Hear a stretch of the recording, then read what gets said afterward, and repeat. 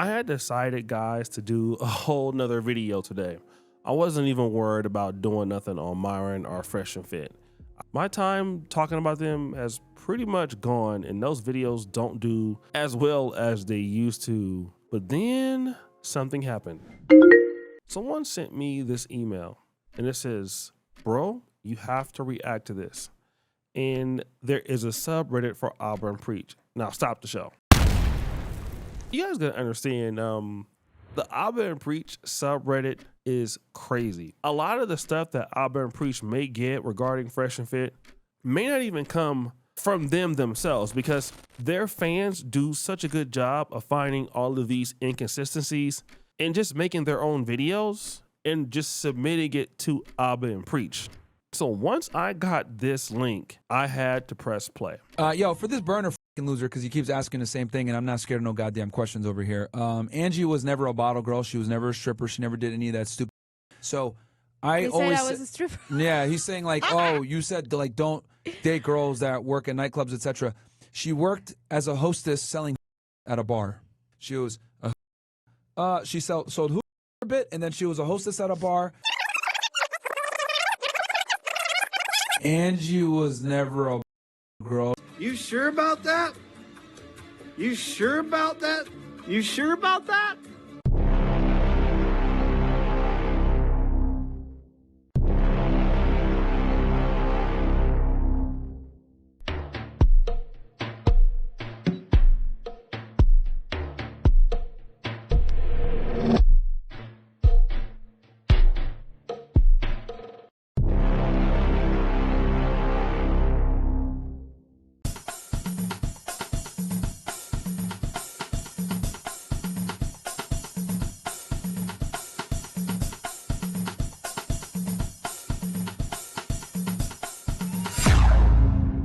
The reason why I like Angie is because she has some goddamn self-respect, okay? And that self-respect has put her in situations where she's lost jobs and lost opportunities because she doesn't want to sell her soul. She's lost a million opportunities and chances because she refuses to dress provocatively, refuses to do certain things. She refuses to dress provocatively. You sure about that?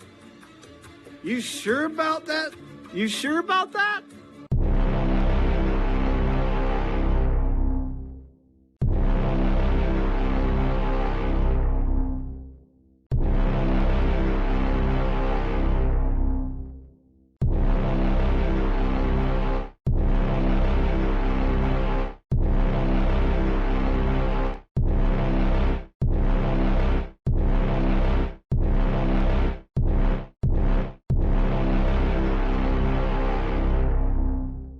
She lost her job and lost her living because she didn't want to dress like a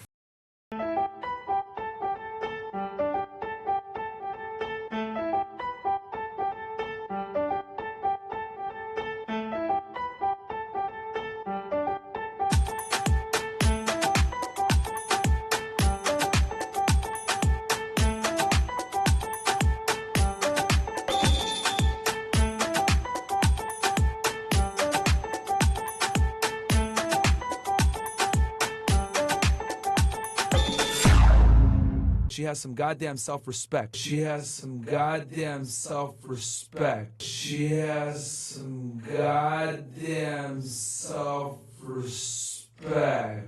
So let me just kind of go over what I saw and what you guys all saw.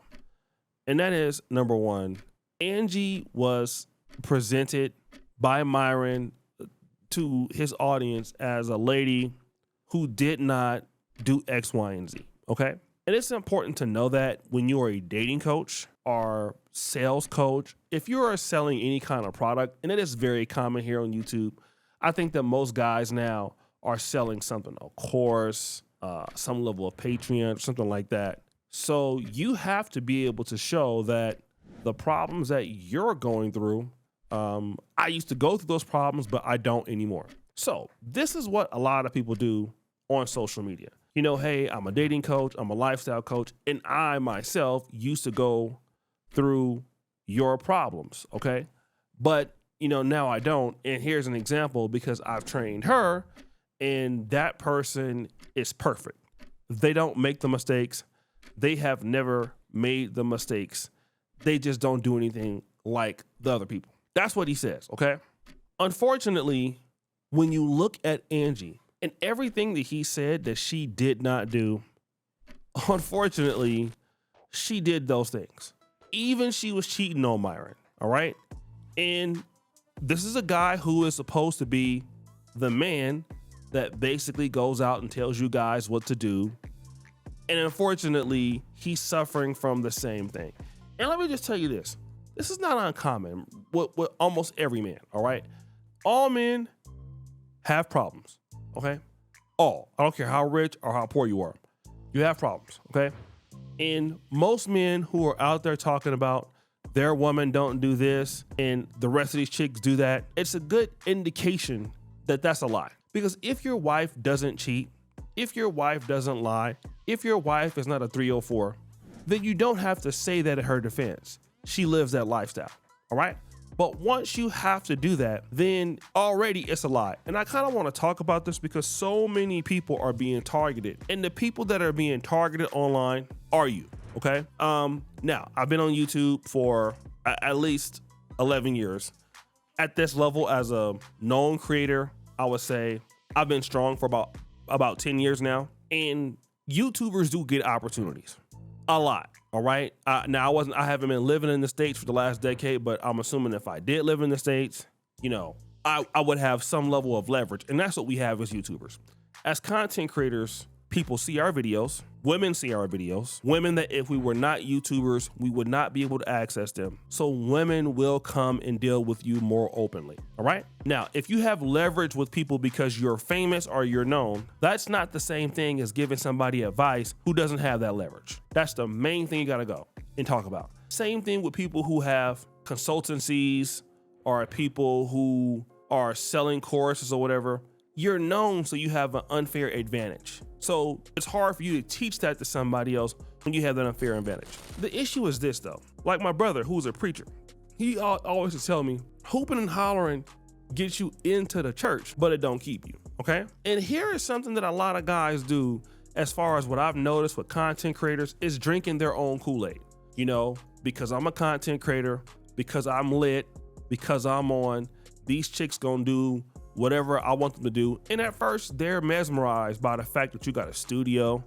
They're mesmerized by the fact that you got you can just go up and do anything you want. Yeah, chicks who ain't never had nothing, they get excited about that. That's all well and good. It happens all the time. Until those women are not excited about that anymore and they get used to you, right? And let's say, for example, if you're a dude and you're mistreating that woman, that money is gonna matter less and less. What happened with Angie is Angie was dating a dude that she was infatuated with, okay? She was trying to make it in America. She was a bottle girl. He found her. He had more leverage than she did, and they started to date, and she came onto the platform. And what a lot of creators do is they use their platform to get booty, especially podcasters. They do it all the time, all right? They try to use their stuff to clap. I'm not hating on nobody, but that's what happens. Let me go ahead here, use my opportunities to clap, just so you know what's up, all right? Cool. That's what you gotta do. You gotta do that. But ultimately, that wears off, okay?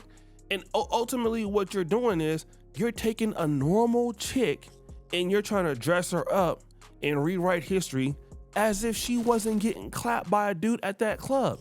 She was. Like, every dude that gets some money and you get a chick that you never could get normally, bro, she was out there dealing with normal dudes, okay? And she was dealing with normal dudes, making mistakes, getting clapped, and you want to turn around and tell to the public, look, you see my girl, she fine, all this stuff. She don't do them things. She don't do this. She don't do that. And you lying. She does all of that, okay? Don't believe content creators for the most part. Content creators have a very unfair advantage over y'all, even the ugliest ones, all right? That's just the God's honest truth. Any content creator talking about dating, relationships, and mating and all that, and they got a big following, they got so much leverage. And again, it's one thing to meet women, it's another thing to keep them. Women leave these dudes all the time, man. Content creators get dumped all the time.